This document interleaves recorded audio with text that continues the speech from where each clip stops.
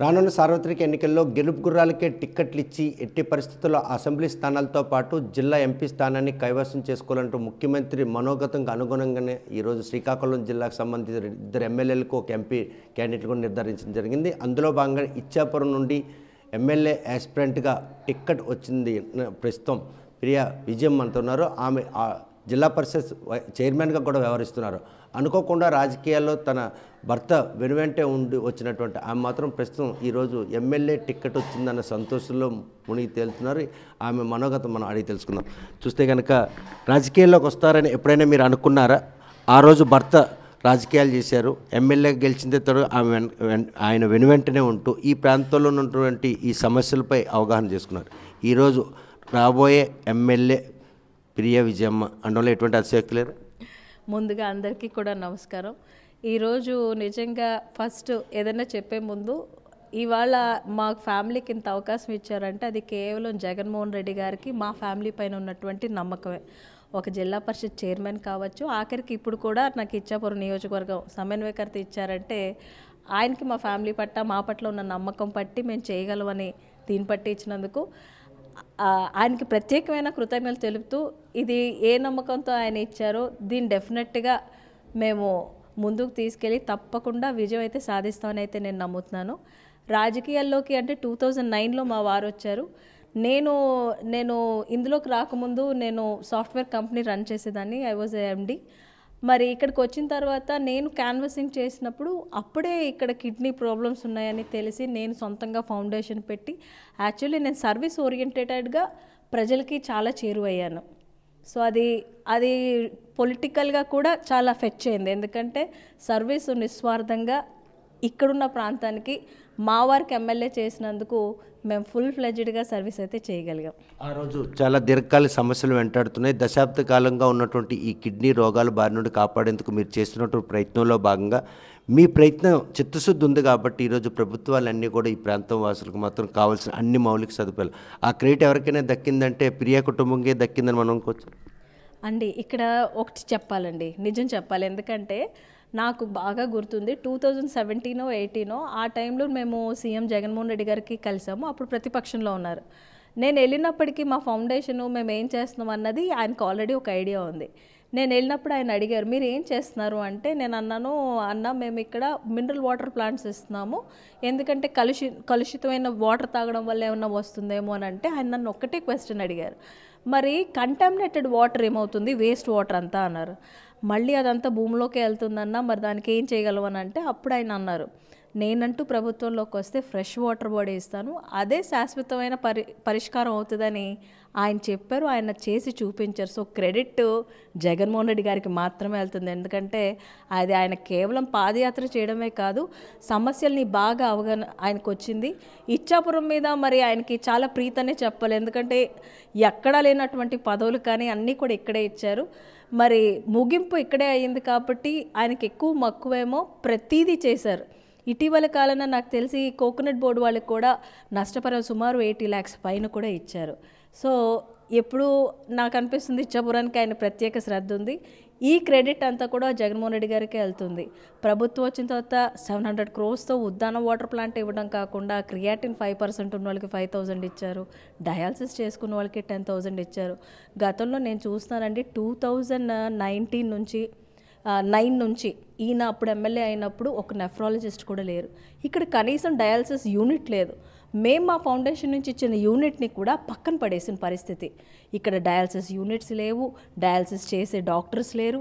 ఎప్పుడూ కూడా బస్సుల్లో వెళ్ళి చనిపోయినవే మనం ఎప్పుడూ వింటూ ఉండేవాళ్ళం.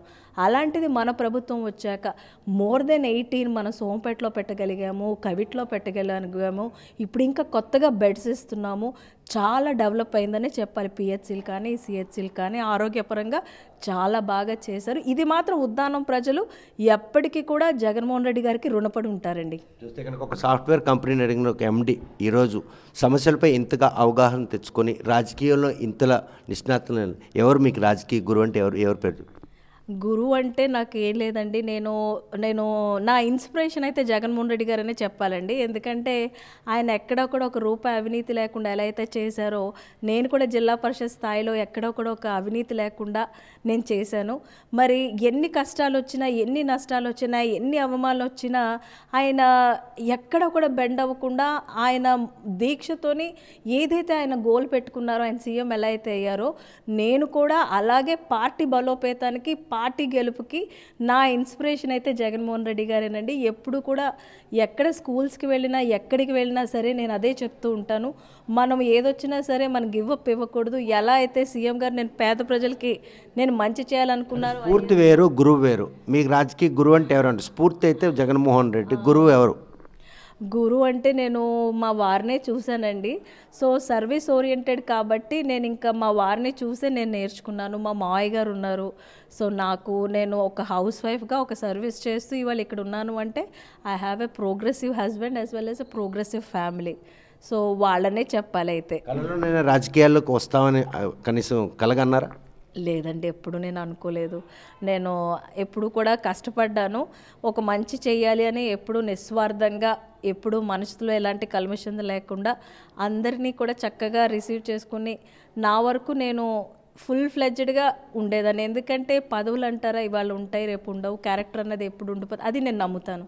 సో మా వారికి పదవి వచ్చినప్పుడు, ఎమ్మెల్యేగా ఉన్నప్పుడు ఇలాగే ఉన్నాను, లేనప్పుడు ఇలాగే ఉన్నాను, చైర్మన్ అయినా ఇలాగే ఉన్నాను, రేపొద్దున ఇది వచ్చినా అలాగే ఉంటాను, ఏమి లేకపోయినా ఇలాగే ఉంటాను. ఇంతవరకు ఒక ఎమ్మెల్యే భారీగా ఈరోజు జిల్లా పరిషత్ చైర్మన్గా ఉన్నటువంటి విజయం రేపు ఇచ్చాపురం ఎమ్మెల్యేగా కంటెస్ట్ చేస్తున్నారు. నిన్ననున్నటువంటి ఆదరాభిమానాలు రేపు కూడా మీకు అవి సజావుగా లభిస్తాయని ఆకాంక్షిస్తున్నారు. తప్పకుండానండి. ఎందుకంటే గడప గడపకి మన ప్రభుత్వం అనే కార్యక్రమం చేసినప్పుడు నిజంగా చాలా మందితో నేను కనెక్ట్ అయ్యానండి. చాలా మందితోని, అంటే అదొక పార్టీ పరంగా కాకుండా ఇండివిజువల్గా ఫ్యామిలీతో నేను కనెక్ట్ అయ్యగలిగాను. ముఖ్యంగా మహిళలతో నేను కనెక్ట్ అయ్యగలిగాను. ఇప్పటి వరకు కూడా నేను, అంటే కొంతమందికి పొలిటికల్గా తెలుసు, కానీ ఇవాళ నేను ఎక్కడికైనా వెళ్తుంటే చిన్నపిల్లలు కూడా అదిగో విజయమ్మ అని టాటా చెప్పడం, ఎవరైనా బండిలో వెళ్తున్నా అమ్మ విజయమ్మ బాగున్నావా అని అడగడం, నేను గుర్తుపట్టలేకపోయినా అమ్మ ఇద్దువనపాలెంలో నేను ఆ రోజు అక్కడ చేస్తున్నాను, నువ్వు కలిసావని చెప్పడం. అంటే నేను ప్రజల్లో కనెక్ట్ అయ్యాను అన్నట్టే కదా. ఆ అవకాశం జగన్మోహన్ రెడ్డి గారు కల్పించారని నేను భావిస్తున్నాను. ఆ కనెక్టివిటీ నాకు ప్రజల్లో బాగా ఉంది అని కూడా నేను గట్టిగా నమ్ముతున్నానండి. రాజకీయాల్లో రావడం తెలుగుదేశం పార్టీ నుండి రావడం జరిగింది. ఆ రోజు కూడా పిరియా కుటుంబానికి తెలుగుదేశంకి ఒక అవినాభావ సంబంధం ఉండేది. అనుకోని పరిణామాలు ఈరోజు ఆయన ఆ పార్టీని దూరం చేసిన, తదనంతరం వైసీపీ కాంగ్రెస్ పార్టీకి వెళ్ళిన తర్వాత ఈరోజు మీ కుటుంబ సభ్యులను అందరినీ కూడాను ఒక బంధువుల మాదిరిగా చూసుకుంటూ ఈరోజు మీ కలలో కూడా ఊహించినటువంటి జిల్లా పరిషత్ చైర్మన్ పదవి కూడా మీకు సీల్డ్ కవర్లో పెట్టారంటే అసలు ఈ అనంత కాలంలో వాళ్ళతో ఉన్నట్టు ఆ రేప ఎలా సాధ్యపడి అండి? మేబీ మా వారు ఎమ్మెల్యేగా ఉన్నప్పుడు ఈయనకి జగన్మోహన్ రెడ్డి గారు పిలవడము, ఈయనకి ఆ సిద్ధాంతం నచ్చడము, ఈయన రిజైన్ చేసి వెళ్ళిపోయారు. ఎమ్మెల్యే పదవిని త్యాగం చేసి వెళ్ళారు. Maybe same age group. So వాళ్ళిద్దరూ మరి చాలా మంచి అండర్స్టాండింగ్ రావడం ఆ రోజు నుంచి అనకూడదు, ఈ రోజు వరకు కూడా అవి మెయింటైన్ అయ్యాయి. నిజంగా నాకు ఎప్పుడూ కూడా ఫస్ట్ నన్ను పలకరించేది అమ్మ బాగున్నావా అన్న వెంటనే అమ్మ సాయి ఎలా ఉన్నాడు అని అడుగుతారు. సో నేను కన్నా మా వారి వల్ల నేను ఆయనకి బాగా తెలుసని నేను అనుకుంటున్నాను. ఆయనకనే కాదు, మొత్తం సొసైటీ అన్నిటికీ కూడా సాయిరాజు మిస్సెస్గానే నేను బాగా పరిచయము. సో ఆయనకి కూడా మా ఫ్యామిలీ పట్ల అంతే అభిమానం జగన్మోహన్ రెడ్డి గారు కూడా. 2009లో గెలిచిన తర్వాత 14, 19 రెండు ఒకే అభ్యర్థిపై మీ హస్బెండ్ ఓడిపోవడం జరిగింది. మళ్ళీ ఆ అభ్యర్థిపైన ఈరోజు మీరు 2024లో తలబడనున్నారు. సో గత చేదు అనుభవాలు రేపు భవిష్యత్తులో మీకు తీపి గుర్తులుగా ఉండే అవకాశాలు కనిపిస్తున్నాయి. తప్పకుండా అండి. ఎందుకంటే గతంలో మనం చూసినట్టయితే అది కేవలం తితిలి ఎఫెక్ట్ వల్ల, వాళ్ళకి కరెక్ట్గా ముందు డబ్బులు రావడం వల్ల, సో కొంత దీనివల్ల అయిందే తప్ప ఈసారి అలాంటి పరిస్థితి లేదండి. ఈసారి ఆ పరిస్థితి ఎందుకు లేదు అంటే, నిజంగా ఇక్కడ ఉన్న కిడ్నీ పేషెంట్స్కి ఇవాళ మంచిగా 700 crores ఉద్దానం వాటర్ ప్రాజెక్ట్ ఇస్తూ, ఇన్ని పెన్షన్స్ ఇస్తూ, ఎక్కడ కూడా లోటు చేయనివ్వకుండా, ఆఖరికి కోకోనట్ వుడ్ వాళ్ళకి కూడా అన్ని, అంటే వీలు లేదు వాళ్ళు లేదు. ఇవాళ సామాజిక పరంగా చూసినా సరే సమన్యాయం చేశారని చెప్పాలి. ఇక్కడ మనకి తెలుసు బలమైన సామాజిక వర్గాలు ఉన్నాయి. మరి నత్తురామారావు గారిది ఆయనకి ఎమ్మెల్సీ ఇచ్చారు. మరి ఇవాళ ఇప్పుడు నాకు ఇది ఇవ్వడం వల్ల రెడ్డికా సామాజిక వర్గానికి ఇప్పుడు ఉప్పడ నారాయణమ్మ జడ్పీటీసీ, సో ఆవిడకి ఇవాళ జడ్పీ చైర్పర్సన్ ఇస్తానంటున్నారు. అంటే చూడండి, ఇక్కడ అందరికీ సమన్యాయం చేశారు. అందరం కలిసికట్టుగా ముందుకు వెళ్ళి డెఫినెట్గా దీని విజయం సాధిస్తాము. నిన్న లిస్టు రానంత వరకు ప్రియా సాయిరాజ్ కనుక టికెట్ వస్తే వేలాది ఓట్ల మార్జిన్తో టీడీపీ గెలుస్తుందని ఏదైతే రెడ్డి సామాజిక వర్గం మీ మీద అక్కసు పెట్టుకుందో ఈరోజు విజయంకి ఇవ్వడంతో వారు ఉన్నటువంటి ఆక్రోశం చల్లారింది అనుకోవచ్చు. మరి మీరు అంటున్నారు, నాకైతే కనపడలేదండి ఇవాళ లేదు. ఎందుకంటే దాన్ని కూడా సమన్వయం చేసినట్టే కదా ఇవాళ జగన్మోహన్ రెడ్డి గారు. మరి ఇచ్చాపురం మండలానికి సంబంధించిన జడ్పీటీసీ సభ్యురాలు ఉప్పాడ నారాయణమ్మ, మరి తను రెడ్డికా సామాజిక వర్గానికి చెందిన వాళ్ళే. ఇప్పుడు ఇది ఎమ్మెల్యే అంటే కేవలం నియోజకవర్గమే, మరి జడ్పీ చైర్మన్ అంటే మరి జిల్లా స్థాయి క్యాబినెట్ హోదా. అంటే సమస్య సద్దుమణిగిపోతే వారితో ఉన్నటువంటి వ్యతిరేకత ఏదైతే ఉందో అది పూర్తిగా నిర్వీర్యం అయిపోయినట్టనే ఈ సీక్వెన్స్. అంటే ఏదైనా ఉన్నా వ్యక్తిగతంగా ఉంది తప్ప పార్టీ పరంగా అయితే లేదని నేను అనుకుంటున్నానండి. ఎందుకంటే మేము ఏ కార్యక్రమం చేసినా పార్టీ బలోపేతం కోసం అందరం కలిసికట్టుగానే చేసాం. ఎక్కడ ఎవరికి ఇండివిజువల్గా అయితే ఈ రోజు వరకు మేము చేయలేదు. ఏది చేసినా అందరం కలిసే చేసాము.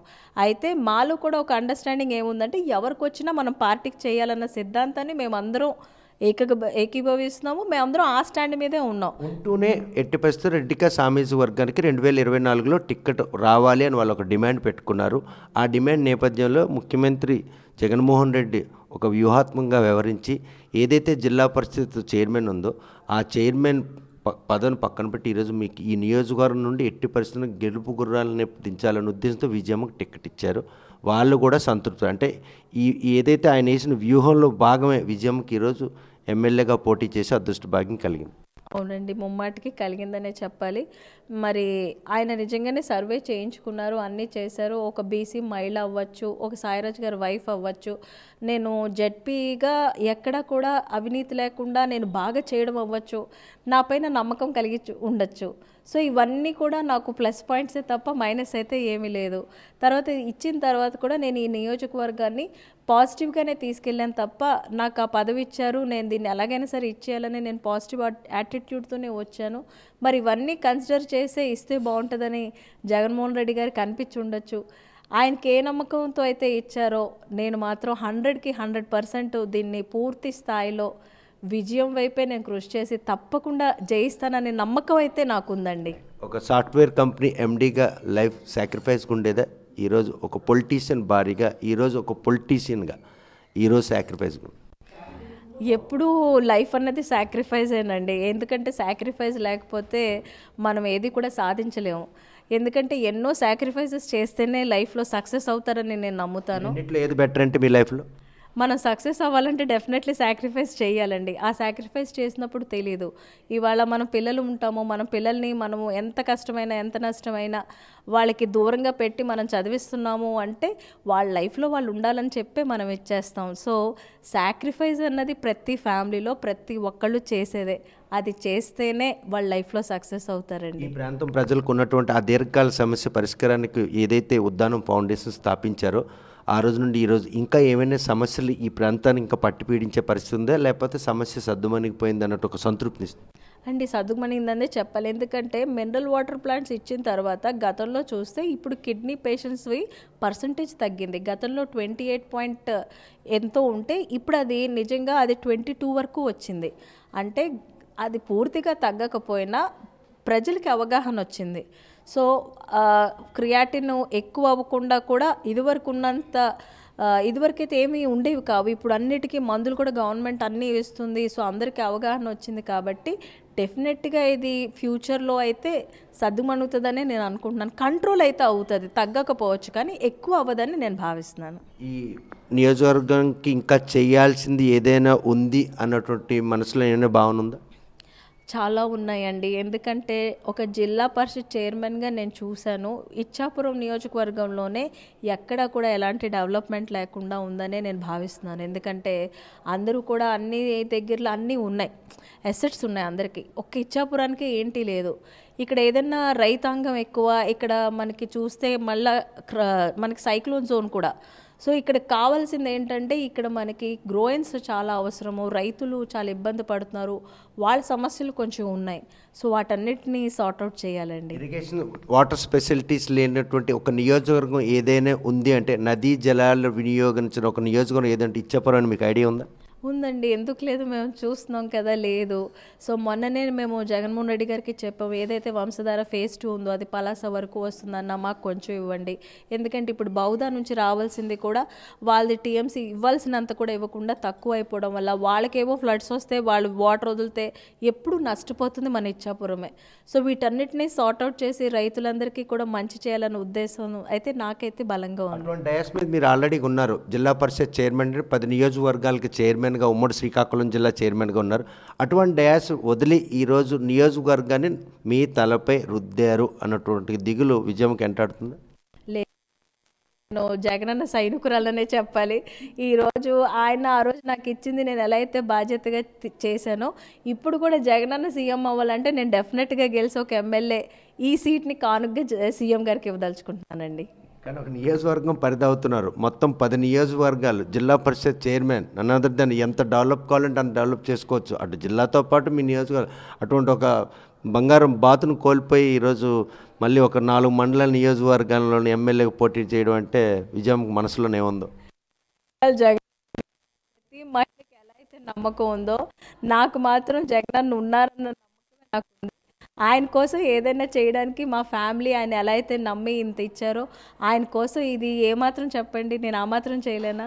నాకు అందులో చేయడంలో, గెలిపించి ఇవ్వడంలో ఉన్నంత సాటిస్ఫాక్షన్ ఇంకెందులో రాదేమో అని నాకు అనిపిస్తుందండి. నిన్నటి వరకు పిరియా సాయిరాజ్ గారు మిస్సెస్ విజయమ్మ. సో రేపు 2024 పోతే విజయమ్మ హస్బెండ్ సాయిరాజు అన్నటువంటి ఒక పదం మీ చెవిట పడిస్తే సహిస్తారా?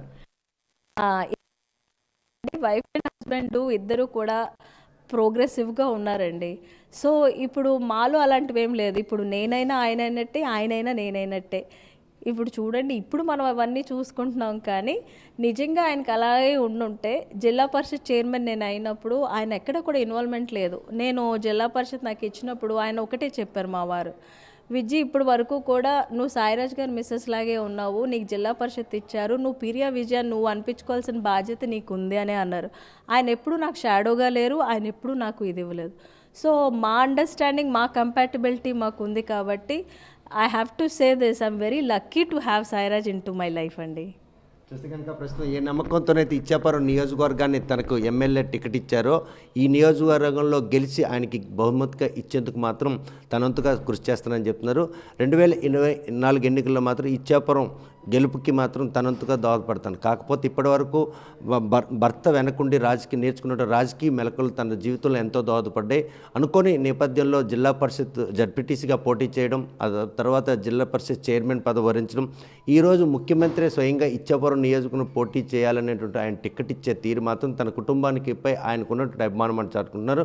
తన భర్త అడుగుజాడల్లో ఈరోజు రాజకీయంతో పాటు ఈ పరిసర ప్రాంతాల్లో ఉన్న దీర్ఘకాల సమస్యల పరిష్కారం కోసం స్థాపించినటువంటి ఉద్దానం ఫౌండేషన్ విషయంలో ఆ సమస్యల పరిష్కారానికి ప్రభుత్వం చూపిన చొరవ మాత్రం తన జీవితంలో మరవలేని రోజు ఏ సహాయం చేయాలన్నటువంటి ఈ ప్రాంతానికి అయితే రావడం జరుగుతుందో ఈ ప్రాంతం వాసుల సమస్యను తీర్చేందుకు మాత్రం తన జీవితంలో చేయాల్సినటువంటి అన్ని చేస్తాం. భవిష్యత్తులో ఇచ్చాపురంలో ఉన్నటువంటి ఏవైతే సమస్యలు ఉన్నాయో ఆ సమస్యల పరిష్కారానికి మాత్రం ఎమ్మెల్యే హోదాలో వాటిని పూర్తి చేయడానికి మాత్రం ఈ నియోజకవర్గ ప్రజలు తనను ఆదరిస్తారని ఆశాభావం వ్యక్తం చేస్తున్నారు. ప్రియా విజయమ్మ. వీడియో జర్నలిస్ట్ రామకృష్ణతో సత్యం, RTV శ్రీకాకుళం. మరిన్ని వీడియోస్ కోసం ఛానల్ ని సబ్స్క్రైబ్ చేయండి, లేటెస్ట్ అప్డేట్స్ కోసం వాట్సాప్ ఛానల్ ని ఫాలో చేయండి అండ్ లింక్ డిస్క్రిప్షన్ లో ఉంది.